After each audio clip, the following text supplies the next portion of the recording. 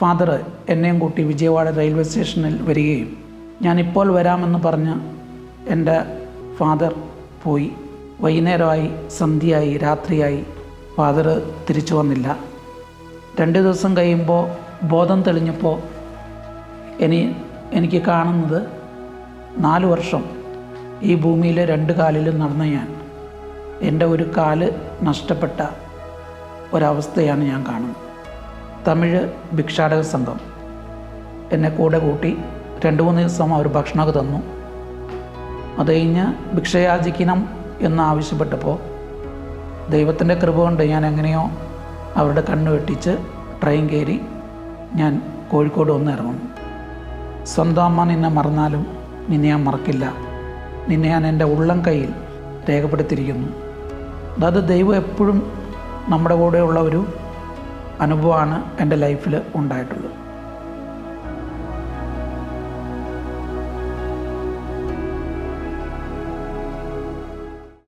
പ്രിയപ്പെട്ടവരെ, നമുക്കൊക്കെ ഒരു ഉയിർപ്പുണ്ട്. ക്രിസ്തു ഉയർത്തെഴുന്നേറ്റെങ്കിൽ നമ്മൾ ഉയർക്കും.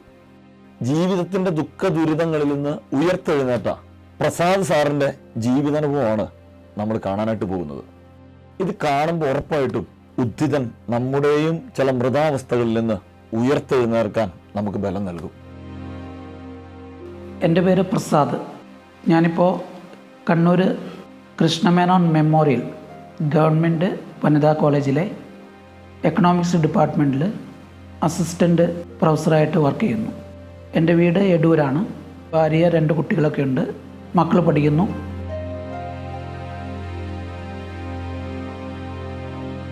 ഞാൻ ജനിച്ചത് ആന്ധ്രാപ്രദേശിലെ വിജയവാഡ എന്നൊരു മഹാനഗരത്തിലാണ്. അപ്പോൾ ആദ്യം പാരൻസൊക്കെ ഉണ്ടായിരുന്നു. അപ്പോൾ അച്ഛനും അമ്മയും ഒരു പിണക്കത്തിൻ്റെ പേരിൽ സെപ്പറേറ്റായി താമസിക്കുകയും ഞാൻ ഫാദറിൻ്റെ കൂടെയും എൻ്റെ അനുജത്തി അമ്മയുടെ കൂടെയായിരുന്നു. അങ്ങനെ ഒരിക്കൽ ഞാൻ നഴ്സറിയിലേക്ക് പോകുമ്പോൾ ഒരു ലോറി ആക്സിഡൻ്റ് ഉണ്ടായി. ആ ലോറി ആക്സിഡൻറ്റിൽ എൻ്റെ ഒരു കാല് മുട്ടിന് താഴെ നഷ്ടപ്പെടുകയും കൈക്ക് ഒരു ഡിഫോമിറ്റി വരികയും ചെയ്തു. അന്നേരം ചെറിയ പ്രായമാണ്, ഏകദേശം ഒരു 4 വയസ്സിലാണ്. എന്നെയും കൊണ്ട് ആന്ധ്രയിലെ മെഡിക്കൽ കോളേജിൽ എത്തുകയും 2 ദിവസം കഴിയുമ്പോൾ ബോധം തെളിഞ്ഞപ്പോൾ എനിക്ക് കാണുന്നത് അത്രയും നാളും 4 വർഷം ഈ ഭൂമിയിൽ 2 കാലിലും നടന്ന ഞാൻ എൻ്റെ ഒരു കാല് നഷ്ടപ്പെട്ട ഒരവസ്ഥയാണ് ഞാൻ കാണുന്നത്. അങ്ങനെ കണ്ടപ്പോൾ ആ ചെറിയ പ്രായത്തിൽ പോലും അത് ഉൾക്കൊള്ളാൻ എന്നെക്കൊണ്ട് കഴിഞ്ഞില്ല. കാരണം ഞാൻ ആശുപത്രിയിൽ ഒച്ചയിൽ നിലവിളിച്ച് കരഞ്ഞിട്ടുണ്ട്. എനിക്ക് ജീവിക്കേണ്ട, എനിക്ക് മരിച്ചാൽ മതി. കാരണം ഒന്നും അറിയാത്ത പ്രായത്തിൽ പോലും ഞാൻ അങ്ങനെ വിളിച്ച് പറഞ്ഞിട്ടുണ്ട്. അങ്ങനെ 2-3 മാസത്തെ ട്രീറ്റ്മെൻറ്റിന് ശേഷം ഞാൻ എൻ്റെ ഫാദറിൻ്റെ അടുത്ത് നിൽക്കുന്നു. അങ്ങനെ ഒരു ദിവസം ഫാദർ എന്നെയും കൂട്ടി വിജയവാഡ റെയിൽവേ സ്റ്റേഷനിൽ വരികയും ഞാനിപ്പോൾ വരാമെന്ന് പറഞ്ഞ് എൻ്റെ ഫാദർ പോയി. വൈകുന്നേരമായി, സന്ധ്യയായി, രാത്രിയായി. ഫാദർ തിരിച്ചു വന്നില്ല. അങ്ങനെ എയിംലെസ്സായിട്ട് എന്തോ ഒരു ദൈവത്തിൻ്റെ ഇൻവിസിബിൾ ഹാൻഡ് പിടിച്ചു കയറ്റുന്ന പോലെ ഞാൻ എങ്ങനെയോ അവിടെ നിന്ന് ട്രെയിനിൽ കയറുകയും നേരം വെളുത്തപ്പോൾ ചെന്നൈയിലെത്തി. ചെന്നൈയിലിറങ്ങി ഒരു കാലയിൽ ഇങ്ങനെ തുള്ളിച്ചാടി ആ റെയിൽവേ സ്റ്റേഷനിലൂടെയൊക്കെ നടന്നു. അപ്പോൾ അവിടെയുള്ള നമ്മുടെ തമിഴ് സ്ത്രീകൾ ദോശയും ഇഡ്ഡലിയൊക്കെ ഉണ്ടാക്കുന്നവർ എന്നെ കണ്ടപ്പോൾ അവരെനിക്ക് വയറിനിറയെ ഭക്ഷണം തരികയൊക്കെ ചെയ്തു. പിന്നെ റെയിൽവേ സ്റ്റേഷന് വന്നു, പൈപ്പ് വെള്ളമൊക്കെ കുടിച്ചു. രാത്രിയായി. വീണ്ടും ട്രെയിൻ കയറി. ഞാൻ ആദ്യമായിട്ട് കേരളത്തിൽ ഇറങ്ങുന്നത് തൃശ്ശൂർ എന്നൊരു സാംസ്കാരിക തലസ്ഥാനത്താണ്. ഞാൻ എന്ന് ഏകനായോ ആ നിമിഷം തൊട്ട് ഈ നിമിഷം വരെ എന്നെ താങ്ങി നിർത്തുന്ന കരങ്ങൾ ദൈവത്തിൻ്റെതാണ്. കാരണം എൻ്റെ കൂടെ എപ്പോഴും ദൈവത്തിൻ്റെ ഒരു കാരുണ്യം, സ്നേഹം എപ്പോഴും ഉണ്ട്. അവിടെ ഒരു തമിഴ് ഭിക്ഷാടക സംഘം എന്നെ കൂടെ കൂട്ടി 2-3 ദിവസം അവർ ഭക്ഷണമൊക്കെ തന്നു. അത് കഴിഞ്ഞ് ഭിക്ഷയാചിക്കണം എന്ന് ആവശ്യപ്പെട്ടപ്പോൾ ദൈവത്തിൻ്റെ കൃപ കൊണ്ട് ഞാൻ എങ്ങനെയോ അവരുടെ കണ്ണ് വെട്ടിച്ച് ട്രെയിൻ കയറി ഞാൻ കോഴിക്കോട് വന്ന് ഇറങ്ങുന്നു. കോഴിക്കോട് ഇറങ്ങി അങ്ങനെ സ്ക്രച്ചസ് അന്വേഷിച്ച് മെഡിക്കൽ കോളേജിൽ എത്തുകയും എന്നെ മെഡിക്കൽ കോളേജിൽ ഡോക്ടേഴ്സ് അഡ്മിറ്റ് ചെയ്യുകയും വീണ്ടും തുടർച്ചയായിട്ടുള്ള ഓപ്പറേഷനുകൾ ചെയ്ത് എന്നെ ഈ നിലയിലെത്തിച്ചത് ഡോക്ടേഴ്സാണ്.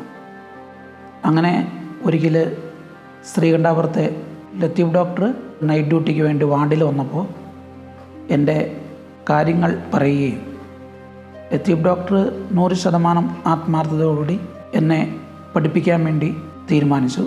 അങ്ങനെയാണ് തലശ്ശേരി ഡയസിസിൻ്റെ കീഴിലുള്ള സാവിയോ ബോയ്സ് ടൗൺ എന്നൊരു ബാലഭവനിൽ ലത്തീഫ് ഡോക്ടറും ലില്ലി ഡോക്ടറും എന്നെ കുന്നോത്ത് കൊണ്ട് ആക്കുന്നു. 10ാം ക്ലാസ്സിൽ നല്ല മാർക്കോടെ പാസ്സായി. നിർമ്മലി കോളേജിൽ PDC പാസ്സായി. ഞാൻ B.Ed അപ്ലൈ ചെയ്യുകയും അങ്ങനെ B.Edഉം കഴിഞ്ഞ് ഞാൻ ബോയ്സ് ടൗണിൽ താമസിക്കുകയാണ്. ആ ഒരു കാലഘട്ടത്തിൽ ഒരു ജോലിക്ക് വേണ്ടി ഞാൻ ഒത്തിരി ശ്രമിച്ചു. ആ ശ്രമത്തിൻ്റെ ഫലമായിട്ട് കണ്ണൂർ കളക്ട്രേറ്റിൽ ഞാൻ സമരം ചെയ്തു. എല്ലാ പത്ര താളുകളിലും വന്നിരുന്നു. അപ്പോൾ ഇങ്ങനെ ഈ പത്രവാർത്ത തലശ്ശേരി ബിഷപ്പായിരുന്ന വലിയമറ്റം പിതാവിനെ ചിന്തിപ്പിക്കുകയും എനിക്ക് 2001 വായാട്ടുപറമ്പ് UP സ്കൂളിൽ ഒരു അപ്പോയിൻമെൻ്റ് ഓർഡർ എനിക്ക് ആദ്യമായി തന്നത് വലിയമറ്റം പിതാവായിരുന്നു. വായാട്ടുപറമ്പ് സ്കൂളിൽ എന്നെ കൊണ്ടുവിട്ടതും ബഹുമാനപ്പെട്ട വലിയമറ്റം പിതാവായിരുന്നു. ഞാനെപ്പോൾ ബിഷപ്പ് ഹൗസിൽ പോയാലും ഭക്ഷണം തന്നിട്ടേ വിടുള്ളൂ. അതും പിതാവിൻ്റെ കൂടെ ഇരുത്തിയിട്ടാണ് തരിക. അപ്പോൾ ഇതൊക്കെ ദൈവത്തിൻ്റെ വലിയൊരു അനുഭവമായിട്ടാണ് എനിക്ക് അനുഭവപ്പെട്ടിട്ടുള്ളൂ. 2003 അവിടെ വികാരിയായിട്ട് വന്നത് ജോസ് ഇലയാനത്തോട്ടച്ഛനാണ്. അച്ഛനും എന്നോട് ഒത്തിരി സ്നേഹമായിരുന്നു. സ്വന്തം മകനെ കല്യാണം കഴിപ്പിച്ചു വിടുന്ന പോലെയാണ് ഇലയാനത്തോട്ടച്ഛൻ എൻ്റെ കല്യാണം നടത്തി തന്നത്. അതായത് ലീവ് വേക്കൻസിൽ കിട്ടിയ എമൗണ്ടും അച്ഛൻ്റെ വക ഒരു എമൗണ്ടും കൂട്ടി കീഴ്പള്ളിയിൽ ഒരു 10 സെൻറ്റ് സ്ഥലവും ചെറിയ വീടും മേടിച്ച് തരികയും എന്നെ കല്യാണം കഴിപ്പിച്ച് വിടുകയും കല്യാണത്തിൻ്റെ എല്ലാ കാര്യങ്ങളും ചെയ്യുകയും ചെയ്തത് ബഹുമാനപ്പെട്ട ഇലയാനത്തോട്ടച്ഛനാണ്. പിന്നെ അങ്ങനെ 2003 ഞങ്ങൾ കീഴ്പള്ളിയിൽ സെറ്റിലായി. ഞാൻ ആദ്യമായിട്ട് PGക്ക് പഠിക്കുമ്പോൾ ഫീസ് അടയ്ക്കുന്നത് എൻ്റെ വൈഫിൻ്റെ കെട്ടുതാലി പണയം വെച്ചിട്ടാണ്. PG പഠിച്ചത് ഞാൻ ഒരു കോളേജിലും പോയിട്ടില്ല. സ്വന്തം നോട്ട്സൊക്കെ ഉണ്ടാക്കി. എനിക്ക് ലെഫ്റ്റ് ഹാൻഡ് കൊണ്ട് എഴുതാൻ ഭയങ്കര ബുദ്ധിമുട്ടായിരുന്നു. പക്ഷെ രാത്രി കാലങ്ങളിൽ ഇരുന്ന് എഴുതി ശീലിച്ച് അങ്ങനെ PG എക്സാം എഴുതി. PG നല്ല മാർക്കോടുകൂടി ഞാൻ പാസ്സായി. പിന്നെ പഠിക്കാനുള്ള എല്ലാ സപ്പോർട്ടും എൻ്റെ വൈഫ് എനിക്ക് തരുമായിരുന്നു. ആദ്യമായിട്ട് എനിക്ക് അപ്പോയിൻമെൻറ്റ് സ്ഥിരമായിട്ട് കിട്ടിയത് നെല്ലിക്കുറ്റി UP സ്കൂളിലാണ്. തുടർന്ന് പല സ്കൂളിൽ ഞാൻ വർക്ക് ചെയ്തു. അങ്ങനെ അവസാനം വെളിമാനം UP സ്കൂളിലെത്തി. അപ്പോൾ അവിടെ വർക്ക് ചെയ്യുമ്പോഴാണ് പണ്ട് കണ്ണൂർ കളക്ട്രേറ്റിൽ ചെയ്ത സമരത്തിൻ്റെ ഇമ്പാക്റ്റായിട്ട് എനിക്ക് ഗവൺമെൻറ് സർവീസിൽ തന്നെ UP സ്കൂൾ അധ്യാപകനായിട്ട് ആറളത്ത് അപ്പോയിൻമെൻറ്റ് കിട്ടി. അങ്ങനെ 2014 ഞാൻ ഗവൺമെൻറ് ഹയർ സെക്കൻഡറി ആറളത്ത് തന്നെ ഹയർ സെക്കൻഡറി അധ്യാപകനായി മാറി. തുടർന്ന് വീണ്ടും നെറ്റ് പഠിച്ചു. PSC കോൾ ഫോർ ചെയ്തു.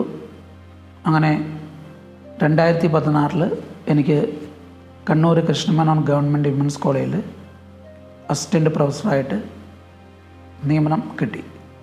യഥാർത്ഥത്തിൽ ഈ നിയമനം എനിക്ക് തന്നത് ദൈവം തന്നെയാണ്. ഒരു ഇൻവിസിബിൾ അപ്പോയിൻമെൻറ്റ് പോലെ. ഇങ്ങനെയൊക്കെ ചെയ്യാൻ പറ്റിയത് ദൈവത്തിൻ്റെ ഒരു ഇടപെടൽ കാരണമാണ്. കാരണം വെച്ചാൽ മെഡിക്കൽ സർട്ടിഫിക്കറ്റിൽ എനിക്ക് 90% ഡിസേബിലിറ്റിയാണ് ഉള്ളത്. അപ്പോൾ ഒന്നുമില്ലായ്മയിൽ ഇത്രയും നിലയിലെത്താൻ കഴിഞ്ഞത് 90% ദൈവത്തിൻ്റെ കൃപയാണ്. ബാക്കി 10% പറഞ്ഞാൽ നമ്മുടെ മനസ്സിൻ്റെ ഉള്ളിലുള്ള കോൺഫിഡൻസ്, അതുപോലെ തന്നെ സ്ഥിരോത്സാഹം, പിന്നെ അതുപോലെ തന്നെ തളരാത്ത മനസ്സ്. ഞാൻ ചെറുപ്പം മുതലേ 1ാം ക്ലാസ്സിൽ പഠിക്കുമ്പോൾ തൊട്ടേ കിടക്കുമ്പോൾ മനസ്സിൽ പ്രാർത്ഥിച്ചിട്ടാണ് ഞാൻ കിടക്കുക. പറ്റുമ്പോഴൊക്കെ രാവിലെ പള്ളിയിൽ പോയി അതിനുശേഷമാണ് കോളേജിലേക്ക് പോകുന്നത്. ഇന്നും ഞാൻ ഏറ്റവും ആദ്യം പ്രാർത്ഥിക്കുന്നത് പോളിയോ ബാധിച്ചവർ, രണ്ടാമത് എൻഡോസൾഫാൻ ഇരകൾ, മൂന്നാമത്തെ ഓട്ടിസം ബാധിച്ചവർ, നാലാമത്തെ സെറിബ്രൽ പൾസി, അഞ്ചാമത്തെ സ്പൈനൽ മസ്കുലർ അട്രോഫി, ജനിതക വൈകല്യങ്ങൾ, ജന്മനാ വൈകല്യങ്ങൾ, അപകടങ്ങൾ. ഇതുമൂലം ചലനശേഷി നഷ്ടപ്പെട്ടു പോയവർക്ക് വേണ്ടിയാണ് എന്നും ഞാൻ പ്രാർത്ഥനയിൽ പ്രാർത്ഥിക്കുക. ഞാനിപ്പോഴും വിശ്വസിക്കുന്നത് by the grace of the God I am what I am. സാധാരണ ഇങ്ങനെയൊക്കെ പറയില്ലേ, സ്വന്തം അമ്മ നിന്നെ മറന്നാലും നിന്നെ ഞാൻ മറക്കില്ല, നിന്നെ ഞാൻ എൻ്റെ ഉള്ളം കയ്യിൽ രേഖപ്പെടുത്തിയിരിക്കുന്നു. അതായത് ദൈവം എപ്പോഴും നമ്മുടെ കൂടെയുള്ള ഒരു അനുഭവമാണ് എൻ്റെ ലൈഫിൽ ഉണ്ടായിട്ടുള്ളത്. നമ്മളിങ്ങനെയൊക്കെ പ്രാർത്ഥിക്കാറുണ്ടല്ലേ, ദൈവമേ എൻ്റെ നിലവിളി കേൾക്കണമേ, എൻ്റെ പ്രാർത്ഥന ചെവിക്കൊള്ളണമേ, ഹൃദയം തകർന്ന ഞാൻ ഭൂമിയുടെ അതിർത്തിയിൽ നിന്ന് അങ്ങയോട് ഞാൻ കേണപേക്ഷിക്കുന്നു, എനിക്ക് അപ്രാപ്യമായ പാറയിൽ എനിക്ക് അഭയം തരണമേ. ചുരുക്കി പറഞ്ഞാൽ എനിക്കൊരിക്കലും സ്വപ്നം പോലും കാണാത്ത ആ പാറയിലാണ് ദൈവം എനിക്ക് അഭയം തന്നിരിക്കുന്നത്. ജീവിതത്തിൽ ദുഃഖങ്ങളുണ്ടായാലും പ്രയാസങ്ങളുണ്ടായാലും തകരാൻ പാടില്ല. നമ്മൾ ദൈവത്തിൽ ആശ്രയിക്കുക. പലപ്പോഴും ഈ സങ്കടങ്ങളുടെ മുൻപിൽ നമ്മളിങ്ങനെ പരാജയപ്പെട്ടു നിൽക്കും. ഓർക്കണം, ഇതിനൊക്കെ ഒരു ദുഃഖവെള്ളിയുടെയും ഒരു ദുഃഖശനിയുടെയും ആയുസേ ഉള്ളൂ. ഇതെല്ലാം കടന്ന് ഉയർപ്പു ഞായർ കടന്നു വരും എന്നൊരു ബോധ്യം നമ്മുടെ ഉള്ളിൽ നിറയ്ക്കാൻ ഈ സാക്ഷ്യം നമ്മളെ സഹായിക്കട്ടെ. വിശുദ്ധ കുർബാനയുമായി ബന്ധപ്പെട്ട വീഡിയോകൾ നിങ്ങൾക്ക് ലഭിക്കാൻ ഈ ചാനൽ സബ്സ്ക്രൈബ് ചെയ്യുക.